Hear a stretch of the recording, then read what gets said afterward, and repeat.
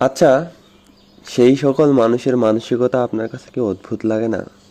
যারা যা করে সেই কাজটা ছাড়তে পারে না, মূলত পারিবারিক, সামাজিক, অর্থনৈতিক কিংবা ব্যক্তিগত চাপের কারণে কিংবা সমস্যার কারণে।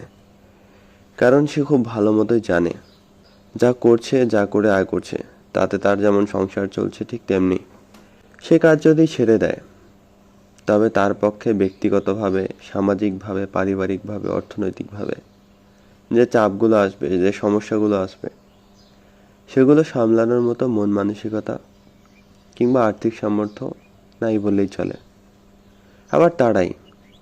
আবার তারাই যখন বলে বসে এই চাকরিটা ভালো লাগছে না, এই কাজটা ভালো লাগছে না, নিজের পছন্দসই জীবনযাপন করতে পারছে না, তাদের এই মানসিকতা কোনো না কোনোভাবে তাদের মানসিকতার যে দারিদ্রতা আছে সেটা কি প্রকাশ করে না? দেখুন, যেখানে আপনার যা করছেন সেই কাজ না করলে আপনার যে সমস্যাগুলো আছে সেগুলো আপনি উপস্থিত সামলাতে পারবেন না, যে সমস্যাগুলো আছে সেগুলো উপস্থিত সামলাতে পারবেন না।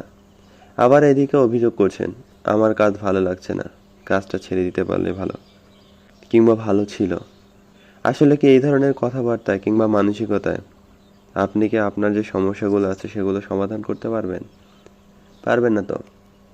আবার চাকরিটা কি ছাড়তে পারবেন? কিংবা যে কাজ করছেন সে কাজ কি ছাড়তে পারবেন? পারবেন না তো। তাহলে এ ধরনের কথাবার্তা কেন? কেন নিজেকে কষ্ট দেওয়া? কেন নিজেকে আরো হতাশায় ডুবে ফেলা?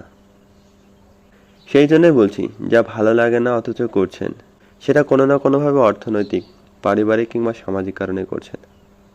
সেই হেতু যতক্ষণ পর্যন্ত সেই সকল সমস্যার সমাধান না হয় ততক্ষণ পর্যন্ত করতেই থাকুন। সাথে যা ভালো লাগে, যা ভালোবাসেন সে ধরনের কাজ করুন। অন্যথায় সারাদিন যে কাজ করছেন সেই কাজের বদনাম করলে, সে কাজ নিয়ে অসন্তুষ্ট থাকলে, আর যাই হোক, না কাজে, না জীবনে, না আর কোথাও খুব একটা ভালো থাকা যায় না।